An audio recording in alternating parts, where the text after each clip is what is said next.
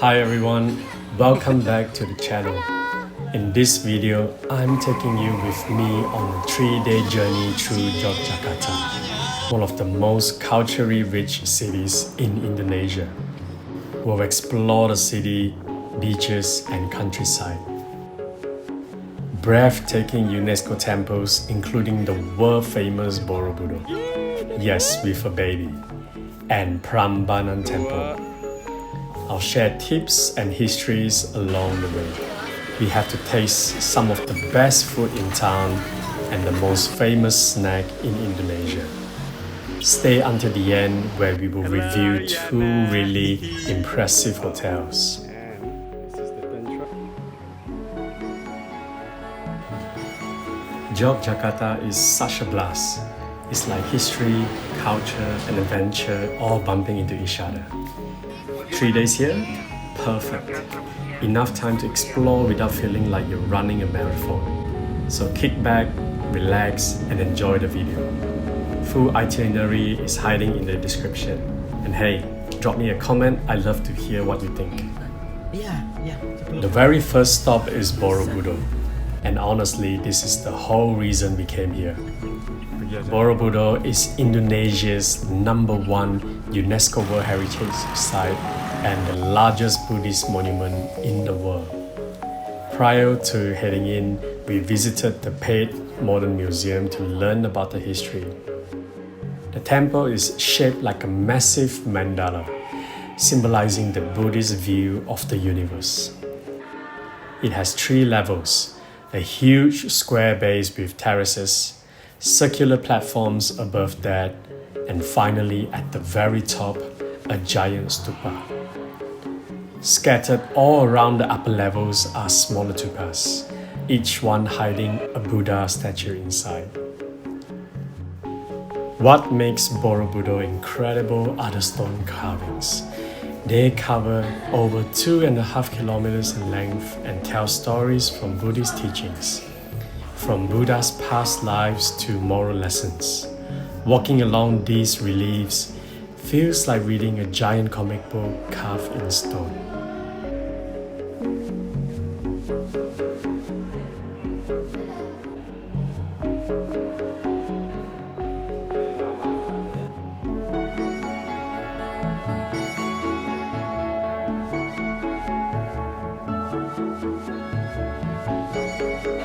Make sure you get your tickets way ahead of time, and they will transport you closer to the temple.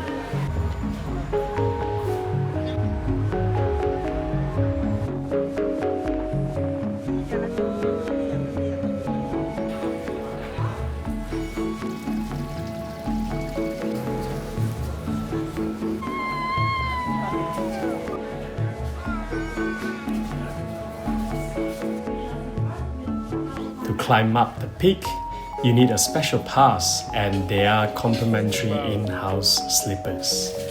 We spent about an hour here with a local guide, and honestly, having someone explain the stories made the experience so much more meaningful. If you can, come early in the morning.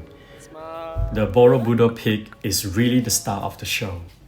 From the top, you're greeted with the sweeping views of the lush Kido Plains and distant volcanoes. It's one of those moments that make you stop, breathe and think, yup, this was all worth waking up early for. The upper terraces are lined with dozens of stone stupas and peaceful Buddha statues that seem to glow under the morning sun. If you happen to visit during Vesak Day or Vesak, you're in for something special. Thousands of monks and devotees fill the temple grounds to celebrate Buddha's birth, enlightenment, and passing. The chanting, the candlelights, the lanterns, the calm, it's goosebump stuff.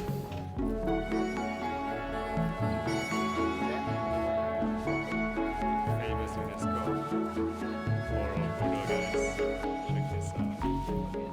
Check out this, the biggest Buddhist temple monument.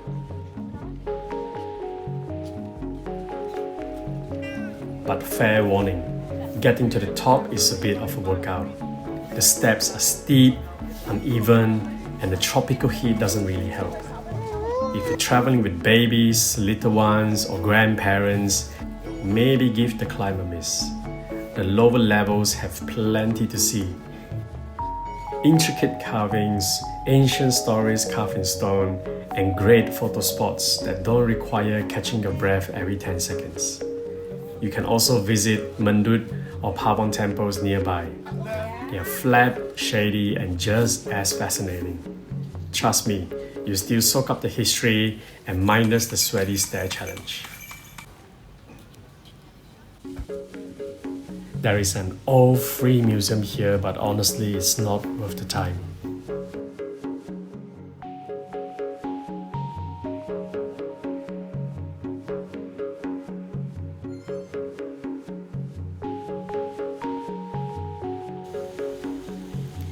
After exploring Borobudur, we went for lunch at Van Blumen 1881.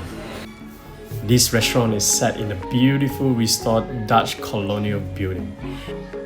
Inside, it's stylish, elegant, and makes you feel like you're stepping back in time. The food is a mix of Western and local Javanese dishes. And while the taste was good, what stood out most was the atmosphere. It's a lovely place to sit down, relax, and enjoy a long meal after temple touring. If you have time, you can take a 4-wheel drive up Bukit Rima, the famous chicken church on a hilltop for panoramic views of the surroundings. When it comes to hotels, the absolute closest hotel is Pelataran Borobudur, a 5-star resort just steps away from the temple. It's the perfect choice if you want to catch the sunrise without waking up at 3 a.m.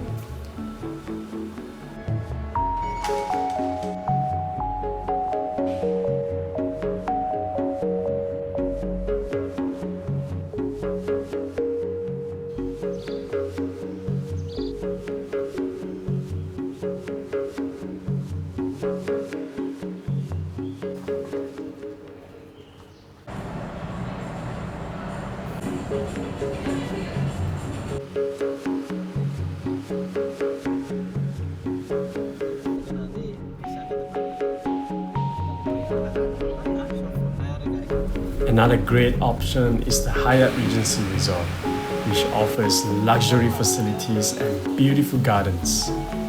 Our baby really enjoyed her time in both hotels.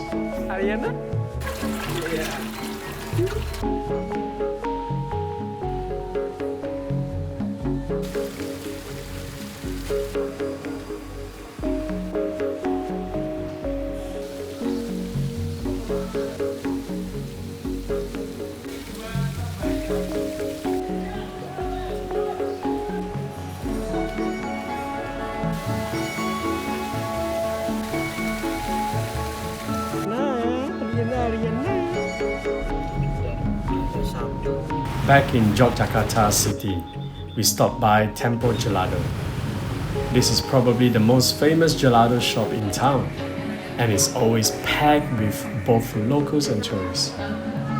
The gelato isn't the most authentic Italian style, but it's creamy, refreshing, and the vibe is fun and casual.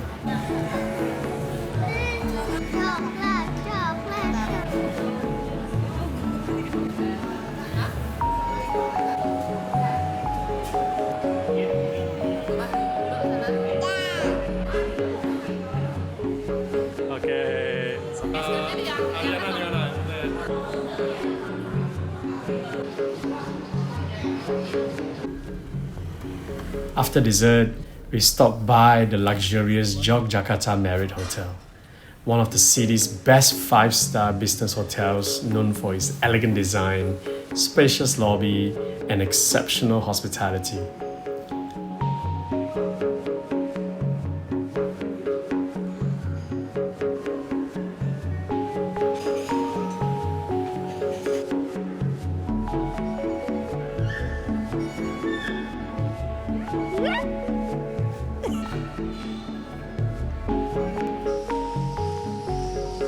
Just next door is Pakuwon Mall, Yogyakarta, the largest and the most modern shopping complex in the city, offering a wide variety of international brands, restaurants, and entertainment options. Perfect for an evening stroll and some retail therapy.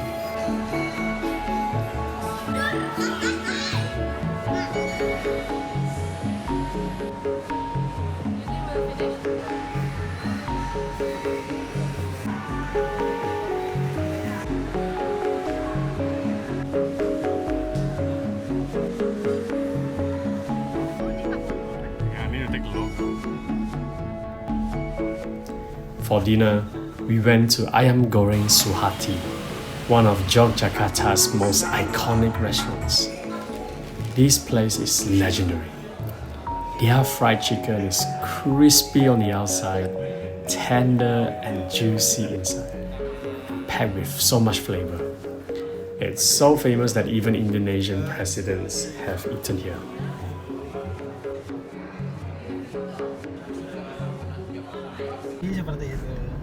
After enjoying one of the biggest hotel breakfasts we ever had in Yogyakarta, we set off on a full day tour with our driver and guide to our next destination. Don't forget to check out our 2 hotel reviews at the end. On our second day, we headed to another must-see UNESCO site, Prambanan. This is the largest Hindu temple complex in Southeast Asia. The main temple is dedicated to Shiva and stands tall in the center, with smaller temples dedicated to Vishnu and Brahma beside it. Altogether, the complex once had over 200 temples, though many are in ruins today. The carvings here are spectacular, telling the famous story of Ramayana in stone panels. Walking through the tower temples makes you feel tired. It's awe-inspiring. While Borobudur invites quiet reflection and spiritual calm, Prambanan is all about power, symmetry, and artistic precision. You'll notice the contrast right away. Borobudur is made of darker volcanic stone and have a softer, rounder shape, while Prambanan rises sharply with pointed towers that catch the sunlight beautifully, especially during the golden hours. If you can, try visit both temples. They are only about an hour apart. And together, they tell the story of Java's rich spiritual heritage, where Buddhism and Hinduism once flourished side by side. You'll walk away with a new appreciation of how diverse and layered Indonesia's history really is. The ticket for Prambanan also includes access to nearby temples like Candi Sewu, Candi Bubar, Candi Lumbung. They are spread out, so I recommend taking a buggy ride to explore them all.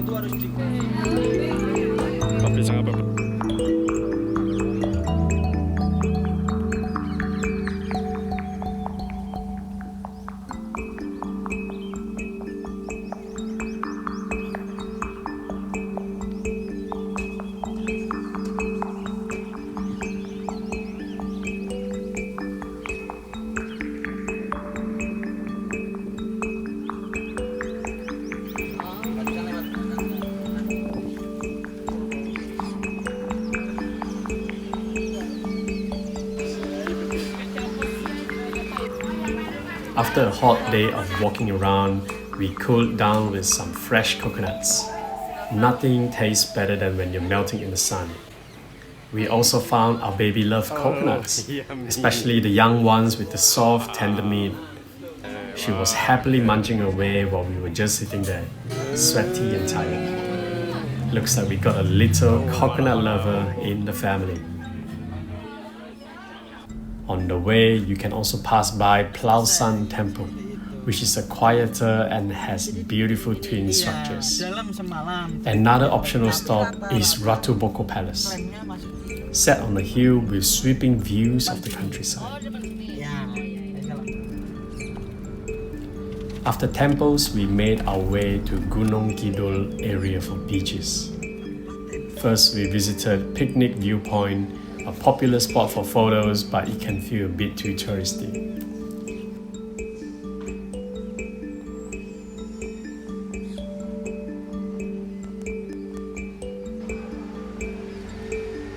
Himang Beach is famous for cliffside gondola ride that crosses over crashing waves.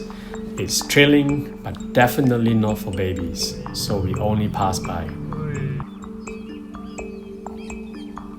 Indrayanti Beach was our choice.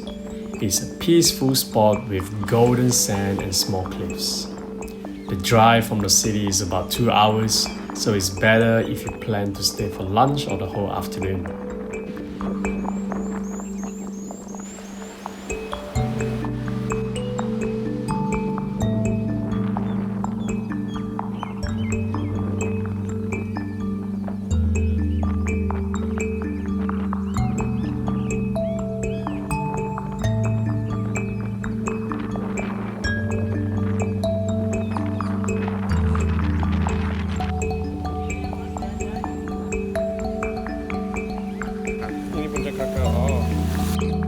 Speaking of lunch, there is a well-known seafood restaurant right at Indrayanti Beach.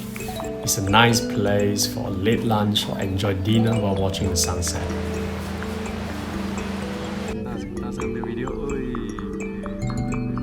As evening came, we drove up Bukit Paralayang, which is hands down the best place to watch the sunset in Yogyakarta. Overlooking Obelix Beach, it's romantic, scenic, and perfect to end the day.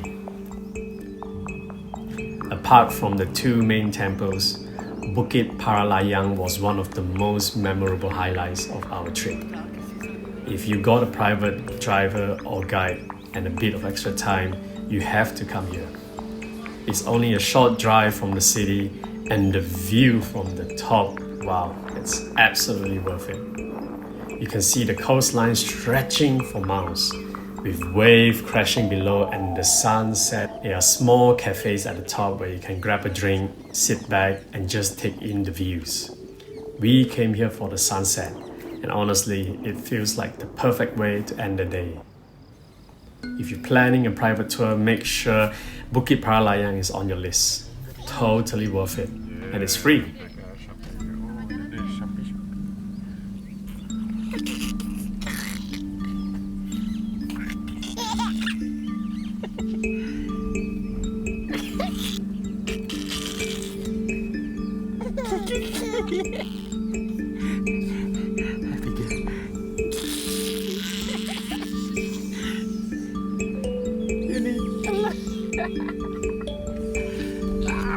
For dinner, we went to Sate Joglo Simpang Lima Klang, a local favorite.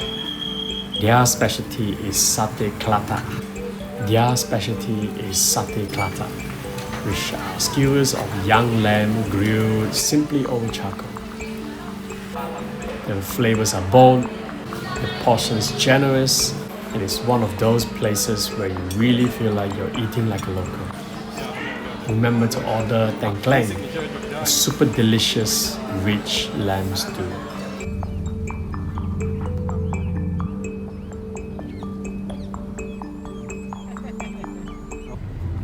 On the third day, we took it a little slower, enjoying a drive and stroll around the heart of Yogyakarta. The city itself is full of history, culture, and charm, making it a perfect place to explore by car and on foot. Our first stop was the Kraton, the Sultan's palace, which is both the historical and cultural center of the city. Yogyakarta is one of the few places in Indonesia where the monarch still plays an active role, and the Kraton gives you a glimpse into royal life, traditions, and Javanese culture. The palace complex is enormous, with beautifully maintained buildings, lush gardens, and museums that showcase royal artifacts, ceremonial costumes, and heirlooms dating back centuries.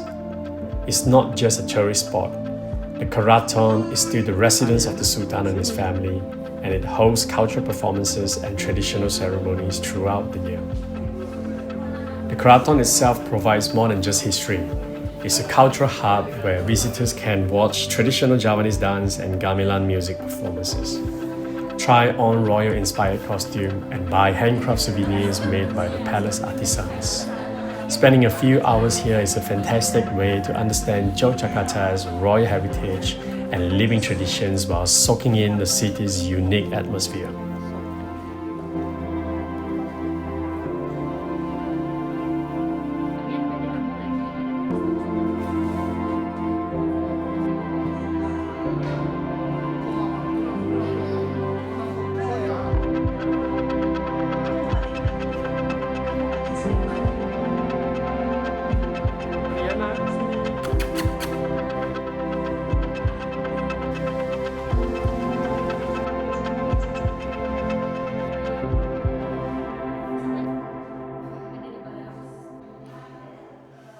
Just a quick tip, be cautious near the exit.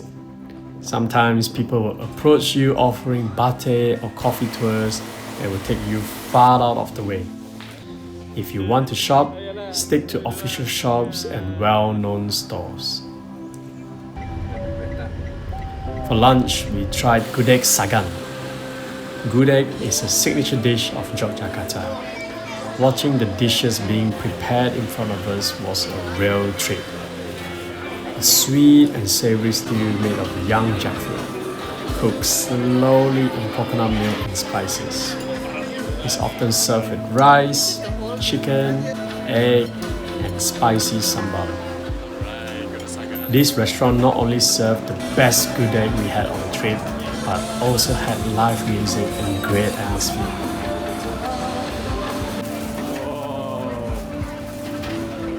In the afternoon, we explored some of Yogyakarta's city highlights.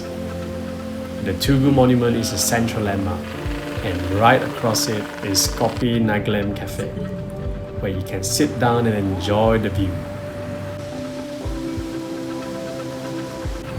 Jalan Malioboro is the most famous shopping street, filled with street food, batik shops, and endless activity. Drive through the streets around Kraton, you notice a blend of old and new. Colonial era buildings standing side by side with modern shops, and small cafes and batik stores line the road. The area is also historically significant. Many streets were originally planned to provide access to the royal palace and the nearby city square. There are horses carriage around the city as well. Yogyakarta is a city where history and modern life coexist seamlessly. And taking the day to drive, walk, and explore gave us a deep appreciation for its charm, culture, and stories. Museum Benteng Vredenburg give you an insight into Indonesia's colonial past. One of the highlights along the Jalan Malioboro is Hamza Batik, a beautiful store that's so much more than just a batik shop. Inside, you'll find everything from traditional batik clothing and home decor to a small art gallery and even a cafe upstairs. It's a great place to cool off, admire the craftsmanship, and pick up quality souvenirs without worrying about haggling in the heat. Plus, the staff are super friendly and love to explain the meaning behind every batik pattern, which makes the experience feel more. So if you're exploring Yogyakarta, spend an evening around Malioboro and Alun-Alun. Eat, shop, people watch, and just soak in the city's charm. It's noisy, a bit chaotic, but full of life. For souvenirs, the number one choice is Bakpia Patok 25. These are little pastries with sweet fillings, usually mung beans, and they are a perfect gift to take home. So good.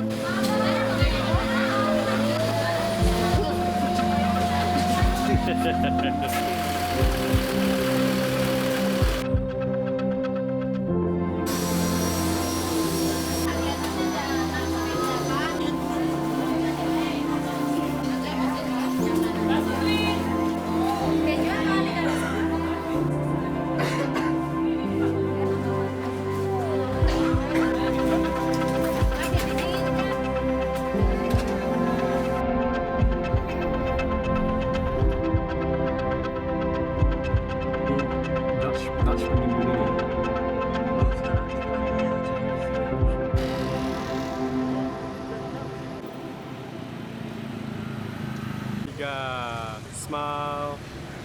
Right, Kraton, Jogja. Yeah, Jogja. Baby. Yes, just the two of us, no babies.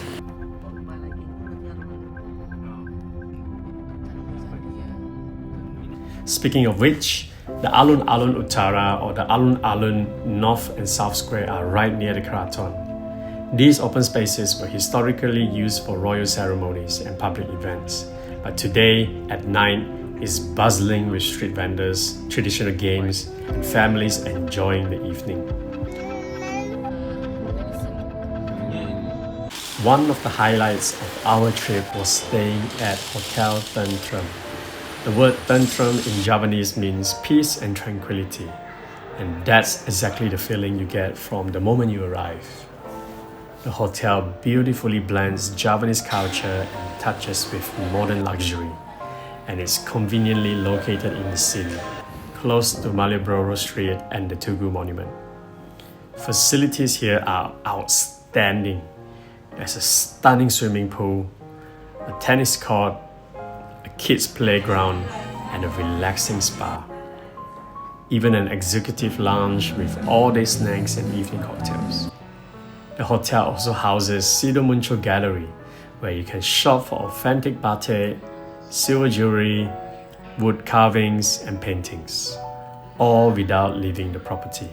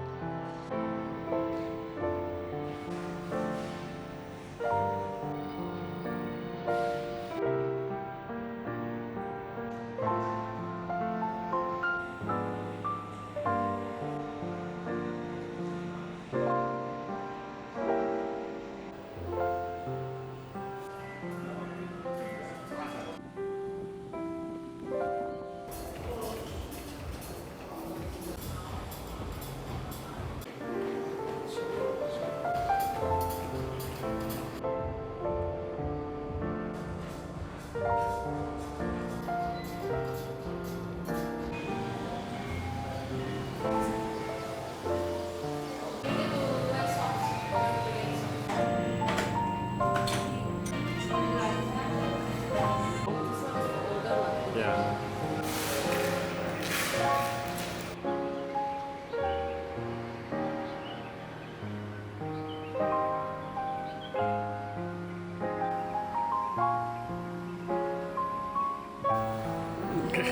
Yeah.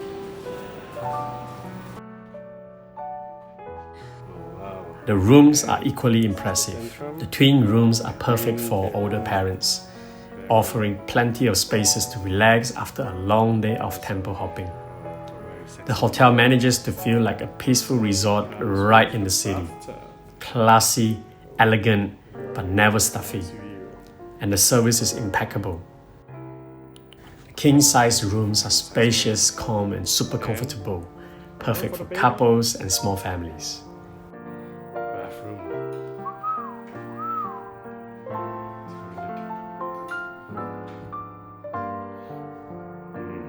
Shower. Beautiful view of Some very sexy rooms.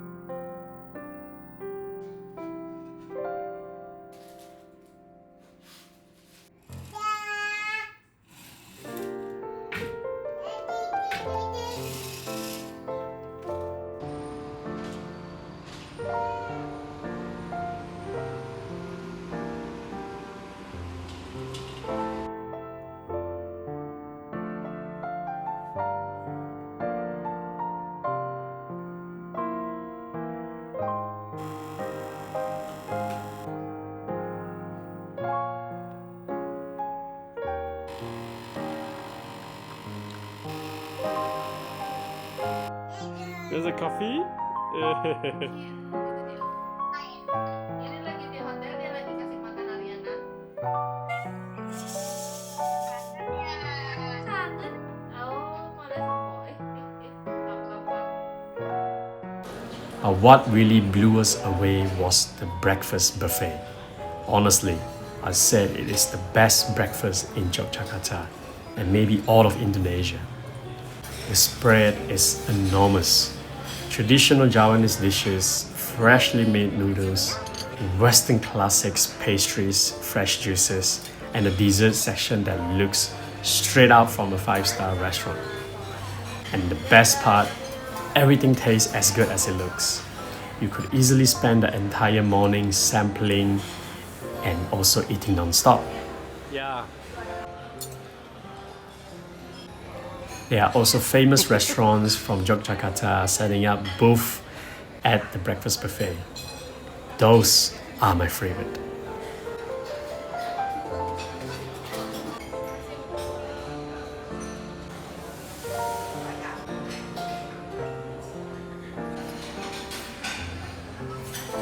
Yeah. Yeah, yeah.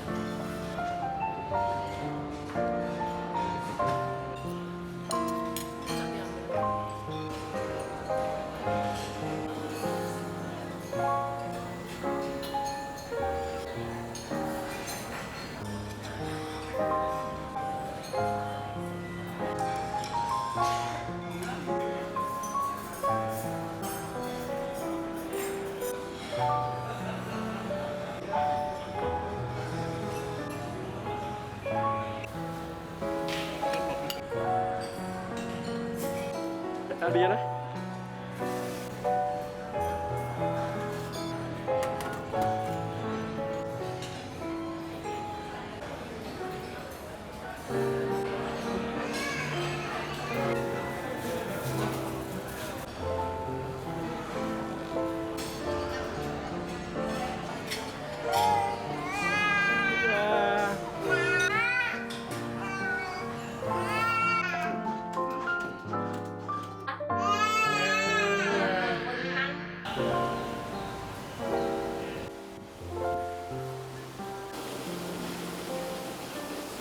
Hello, sweetheart. Welcome to Tentrem. Hey, ready for swimming?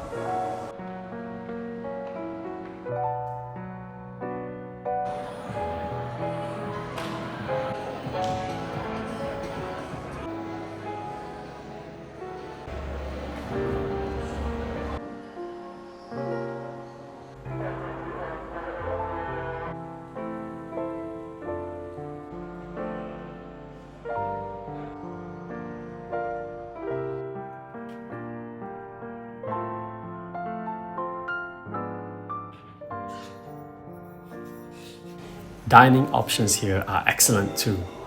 The Summer Palace restaurant is a must try, especially for its Peking duck and live fish.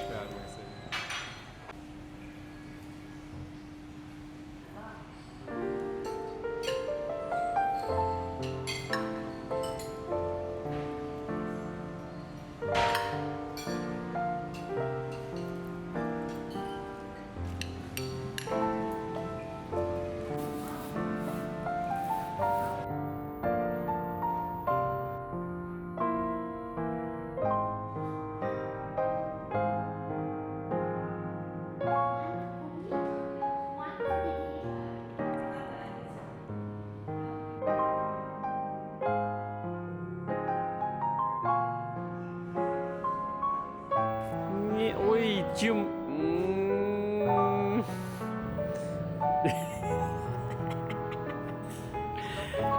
Ya.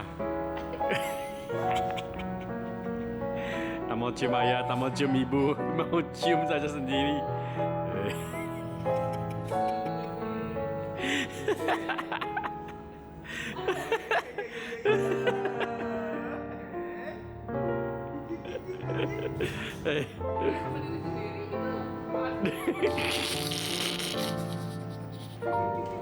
And every night from 8 to 11, the Aboni Lounge has live music, perfect for unwinding after a busy day.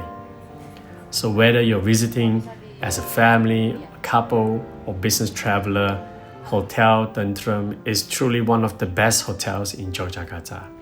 A place that combines comfort, culture, and luxury seamlessly. Another stay we tried was Hotel Lafayette, which has a distinctly boutique vibe compared to the larger luxury chains. The design is stylish and unique, with a modern Parisian charm that gives it its own character. The atmosphere is more intimate and friendly service and quieter, relaxed feel. Perfect if you're looking for something memorable rather than the standard big hotel experience. It can feel a little bit gimmicky, but trust me, for its price, it's really worth everything.